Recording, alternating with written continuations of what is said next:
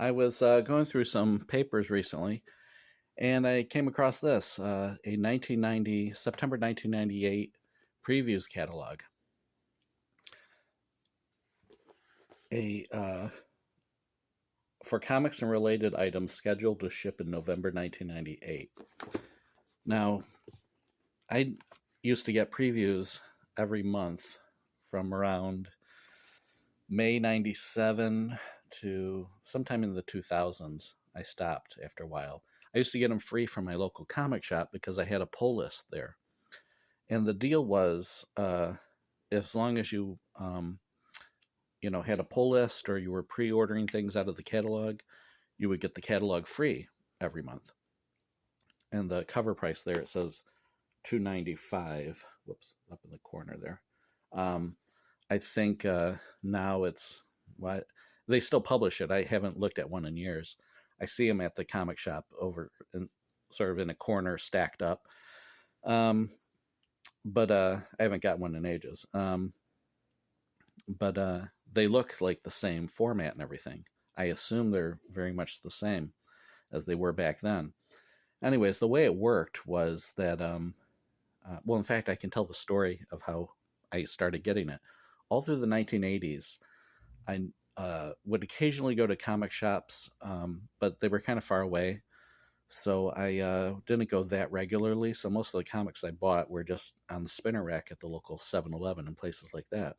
But occasionally I would go to comic shops and we'd get things like Watchmen and The Killing Joke or, whatever. I'd buy those off the rack, as soon as they came out. And I had heard that you could pre-order comics through comic shops, but I had never done it. So I kind of got out of comics in the 90s. By 1989, I pretty much stopped buying mainstream new comics. And then through most of the 90s, I was totally out of comics. I would occasionally, I would go to conventions, get back issues, but I wasn't really looking at new comics for the most part. Occasionally I'd buy something, but for the most part, no. But anyways, in 97, early 97, there was a Steve Ditko comic coming out from Fantagraphics. And so I went to a few comic shops looking for that issue on the shelf, and I didn't see it. And the last shop I stopped at was actually the shop closest to mine, which was sort of it was called the Pack Shack. It was sort of it started out as a, sports cards place, but then they kind of branched out into comics. I didn't really expect them to have a new Steve Ditko comic from Fantagraphics on their shelf. But I stopped in, and there it was, right on the shelf. So I was amazed, and I told the cashier, I went to like a few different shops looking for this comic, and she said, "Oh, you can just." She handed me a previews catalog.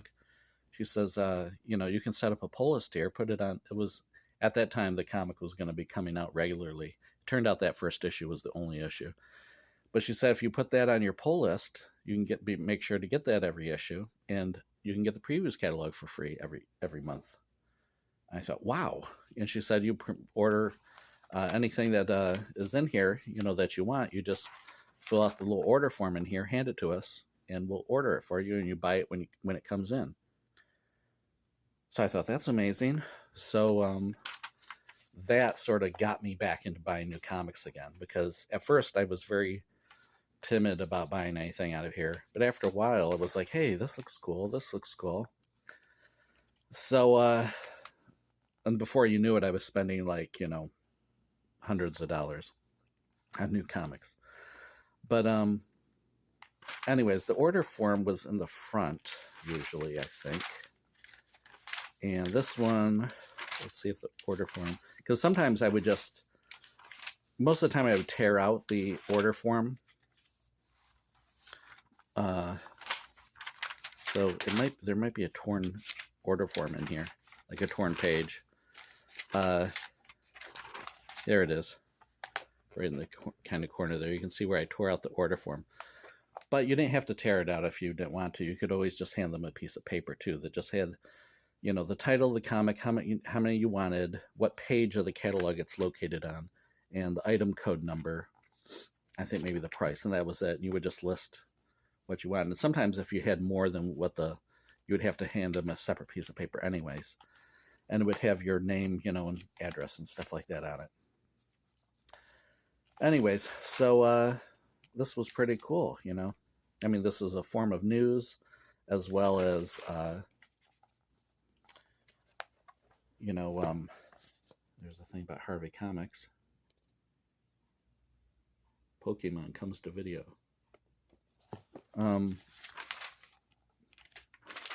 But the main deal was that each publisher had their own section in here of the premier publishers. And then after that, there was the A to Z publishers. And then after that, there was sort of the different categories like magazines, apparel. I ordered shirts, a few times out of here back when I first started doing it. So the first one here is Acclaim Comics. They had their own section. Then there's Dark Horse. Previews of Dark Horse comics coming in 1998. This was when Dark Horse had the Star Wars franchise.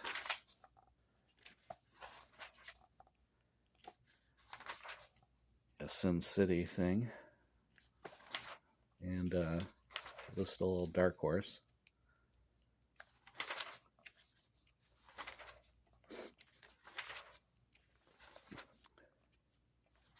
There's some previews of the insides. And then here is DC section. And here's a interesting thing. Previews top 100 for August 1998. So, how nowadays you can go on YouTube and there'll be lots of videos, people talking about what are the best-selling comics of the month. Well, here's the previews catalog listing. And Battle Chasers from Image was number 1. Then there was an Uncanny X-Men holochrome cover. And then another X-Men holochrome cover. Fathom, another Image comic. Spawn. So the top 5, there was 2 X-Men comics and the rest were all Image in the top 5 back then. Anyway, so gives you an idea of what was popular at that time.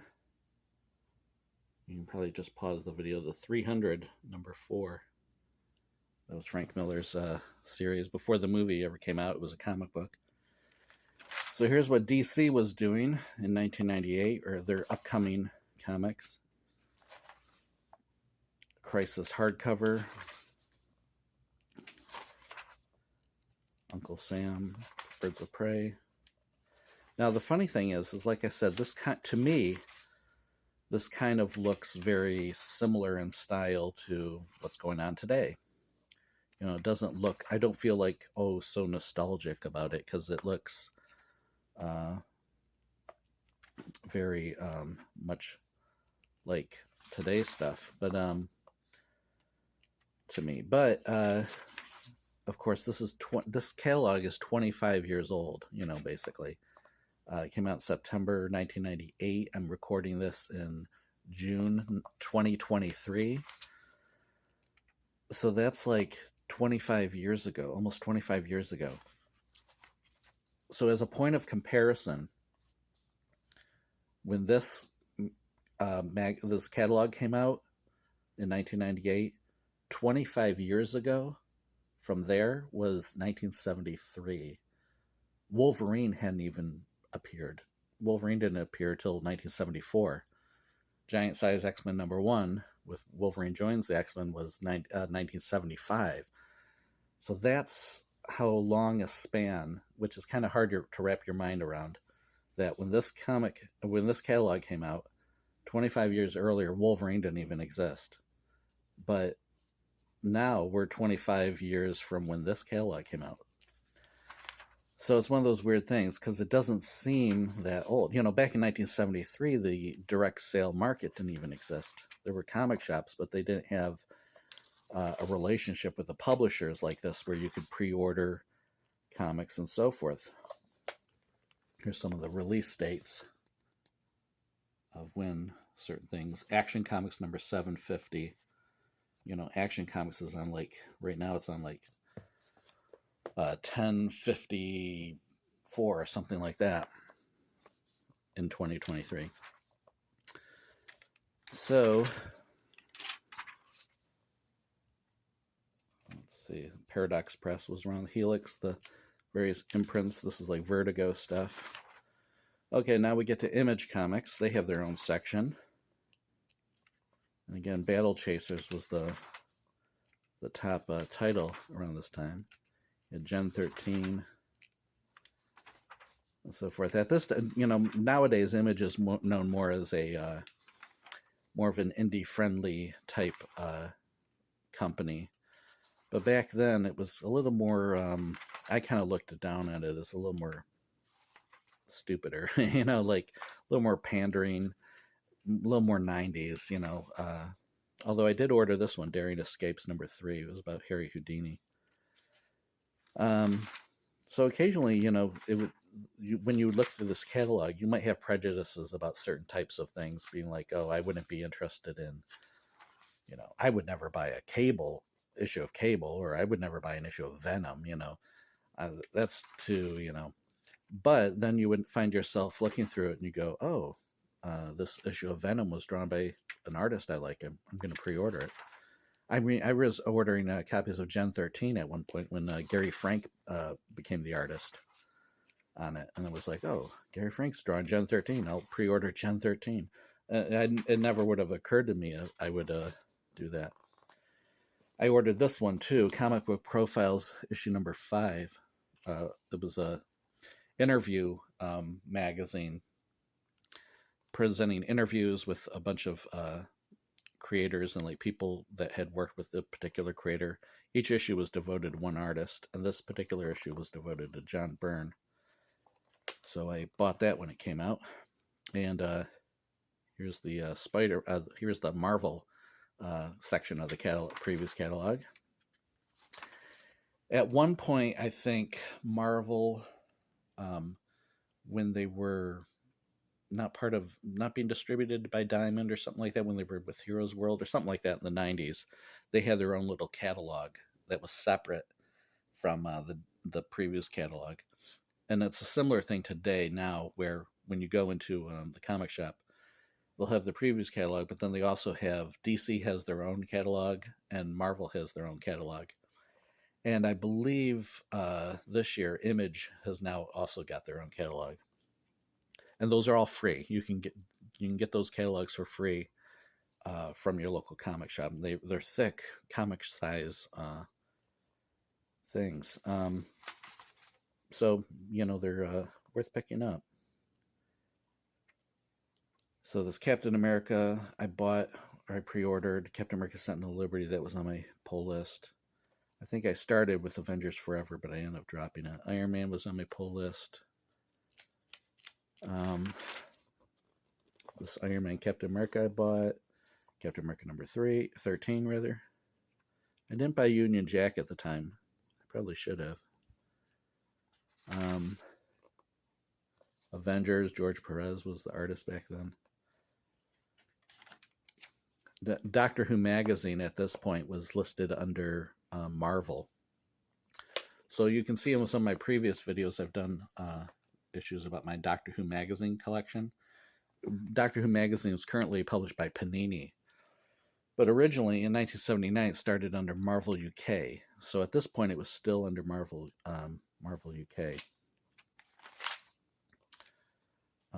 I think it changed in like 2001, maybe something like that. And then it was found in the magazine section at the back of this catalog. They would have Doctor Who magazine listed there. Web Spinners, Tales of Spider-Man #1. That was an anthology. I bought that when it came out.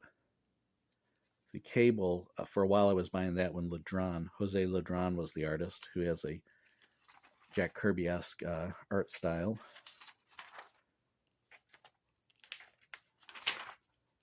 And Wizard magazine, remember Wizard? This was issue #88, it looks like. And the funny thing is that if you go on eBay, you can find old issues of the previous catalog. And a lot of times there are people who are collecting these, or they're buying special issues because it would be like, say if there's a solicitation for a certain character coming out. So technically, it would be the first appearance of such and such character, because it was listed in the previous catalog. So it would have appeared here before it actually appeared in the comic.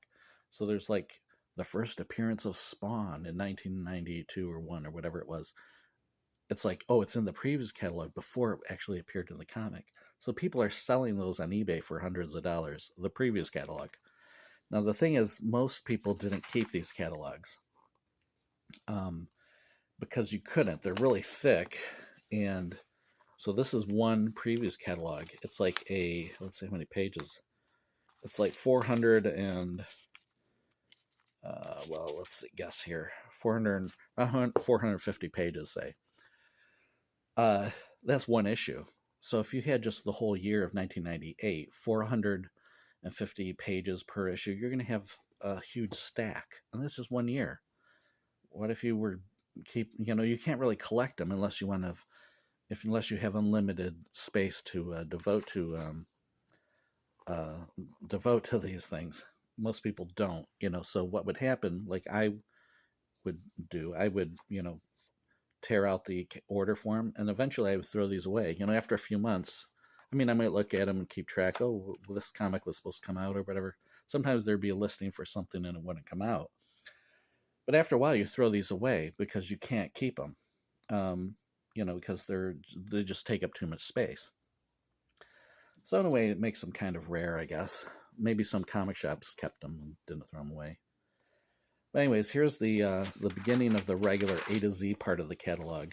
And a lot of publishers try to get, they would start their name of the publisher with A so they could get at the very front of the catalog. In fact, I think that's why Aardvark Vanaheim, Dave Sims' company, he started it with an A because he knew it would be at the front of the list. This is Cerebus number 236. At this time was the current issue. It was only $2.25, which was a good price. So I didn't start buying Cerebus on my pull list till like $265. I bought it from like $265 to $300 when it ended. But there were A-list comics reprinted a lot of the Fiction House stuff like Jungle Comics. And there was also ACG, which was Roger Broughton's Canadian company that reprinted a lot of Charlton stuff. There's also AC Comics, known for Femme Force, but they also reprinted a lot of old comics. So some of these I would advance order. Sometimes I'd advance order them, and then, like I said, I would never see them. They would just end up, there was a list called the New Comics Release List, NCRL, which is still being done today. In fact, I might put a link to it in the description. I think it's at gocollect.com. They still have the new comics release list, so if you want to keep track of what comic is coming out every week. But there used to be a thing called the Late Comics Report, and I would look at that occasionally and would say this comic is late, and then finally they'd say this comic is canceled, it's going to be resolicited or whatever. There's Archie Comics. Now this is back when Archie was publishing a lot of regular sized comics. You had the regular, Betty, Cheryl Blossom, Jughead, and stuff like that. Nowadays they publish very few. There's Arrow Comics. There was all sorts of indies. There still are today. If you go to, I think it's previewsworld.com is the website, you can look at the website version of all this. So you don't actually need the to look at the print catalog. But so it's going to be very similar to this. Bloodthirsty Pirate Tales. That was one. That's an obscure one. I did order that as well. Bloodthirsty Pirate Tales. So anyone who is, like wanting to buy a comic today, but they're like, I don't like this superhero stuff. I want to buy an old-fashioned pirate comic like they had in the 50s. Well, there you had something to buy. And it was, an affordable price. I think it was like $3 or whatever. Caliber Comics, which was a Michigan company, if I remember right. Anyways, I don't want to spend too much time on this because I may be boring people who don't want to look through the previous catalog. Graham Nolan's Monster Island. But anyways, for me, it's a little bit nostalgic in a sense because, you know, I remember pouring through every page back in 1998 every month. You know, around 97 to around 2003 or so, I would look through the catalog every month. And now today, these days, I have started to get back into comics again. There's Measles #1 from Fantagraphics. I bought that I pre-ordered that when it came out. It lasted about 7 issues. The Love and Rockets early issues pack. You know, I think I bought that too. That was a thing where it says you get the first 5 years of the seminal series, including number 1 to 2 and 5 through 16. And you would get it for only $23. And I did buy that. I pre-ordered it. It was like a pack. And what it was, some of them were like third printings, second printings, but it was a way to get all those issues of Love and Rockets for a reasonable price. So, anyway. This was awesome. Gemstone was reprinting all the EC comics. So Valor #4. These were some of the hardcovers they did, but Vault of Horror they were still doing. So yeah, lots of and so looking through the catalog, and it's like the same way today too. There's a thing about Harvey Comics, premiere issue 1998.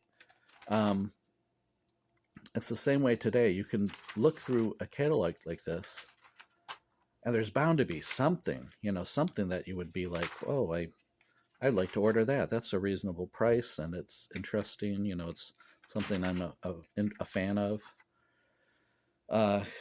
You know, there's so much stuff. Like I said, I haven't gone through the print catalog in years. I have looked at the website, though, and I haven't scrolled through as like I'm doing now, where I'm looking at every single thing. But you know, back in the day, I wasn't just turning pages like this. I was looking carefully at every single thing.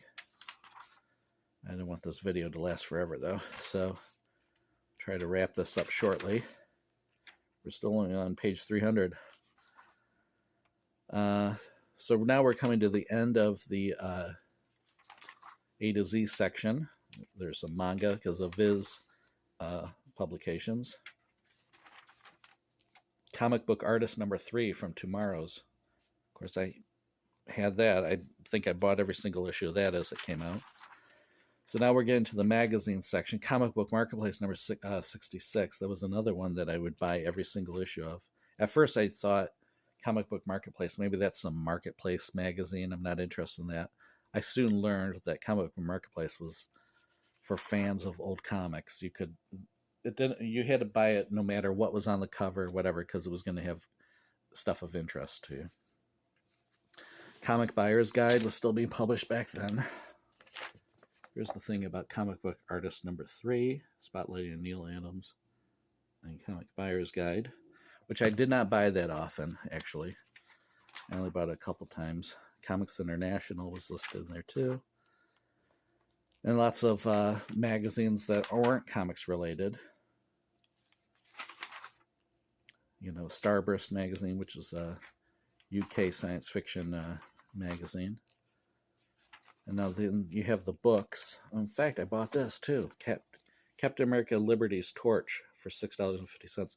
That was a novel, prose novel by Tony Isabella and Bob Ingersoll, and interior illustrations by Mike Zeck, and a cover by Jim Steranko. So yeah, when I saw that, I was like, oh, there's something I want to buy. So I'm getting a paperback novel through my comic shop, you know. Otherwise, I never would have seen it. You know, you're not going to see something like that on the shelf at, you know, your local Walmart for the most part.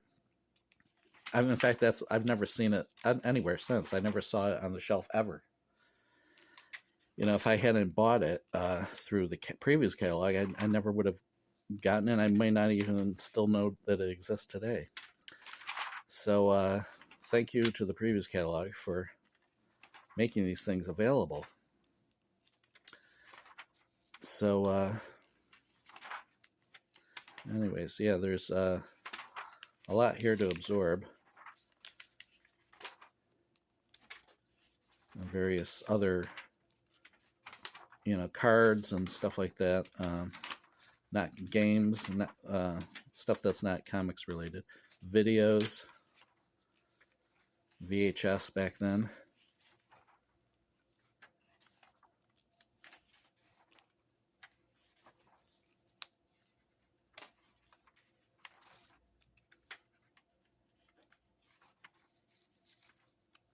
So yeah, the VHS part looks kind of dated.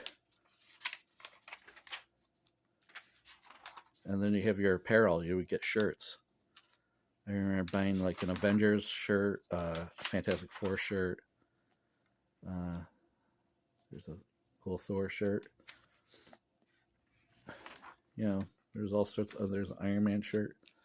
Avengers #1 shirt.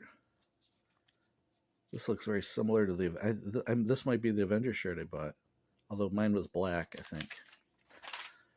It had a George Perez Avengers drawing on it. Toys, all sorts of stuff. So you can easily see how someone could spend hundreds of dollars every month at their local comic shop. Now, some comic shops require you to pay things in advance when you order. My current comic shop is not like that. And the comic shop back then, when I did this, wasn't like that. You just go to their website. It has a thing similar to the previous catalog. You click which items you want. It has a reverse cover. You would click which items you want and put them in your cart. They would approve the order or not approve the order, but for the most part, they approve it. And then when it comes in, you buy it. Like 3 months later, whatever it comes in, you buy it.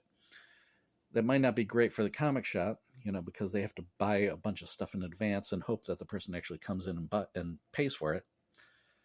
On the other hand, if you were a customer and you bought something in advance, you would have to wait 3 months. Who knows if the shop is still going to be in existence, 3 months later. Because a lot of shops are kind of, go out of business very quickly. But so far, this setup has seemed to work for me. I've been able to get... occasionally you get a nasty surprise. One time I ordered something out of the catalog and they changed the price on it from like $14.95 to $49.95. And I called the comic shop. This was, like I said, 20 years ago. I called the comic shop saying, hey, cancel that order, because I just saw a thing saying that they've upped the price to a ridiculous amount. And the guy was like, oh, sorry, I can't change the order. But when the order came, I said, I'm not paying $50 for the thing I thought was $15. So I sort of stiffed them, but, that's the only time really that I've ever had a bad experience out of the tons of, I was ordering things every month, multiple items every month. That one particular time was the only time I ever had a bad experience ordering from the previous catalog. But otherwise, I do recommend it, that was an aberration, I think. That wasn't anything that was going to, wasn't something that was frequently going to happen. Oh, here was Gary Frank did draw this one as well. It was Gen 13. So anyways, I encourage you, if you're interested at all in comic books or lots of related items, to check out the current previous catalog. You can go to their website, or just go to your local comic shop and say, can I look through the previous catalog? And fill out an order form, anything that you want to get. And that way you can be sure to get it. I wish something like this had been around, back in the 80s when I was buying comics at my local 7-Eleven. Anyway, thanks for watching.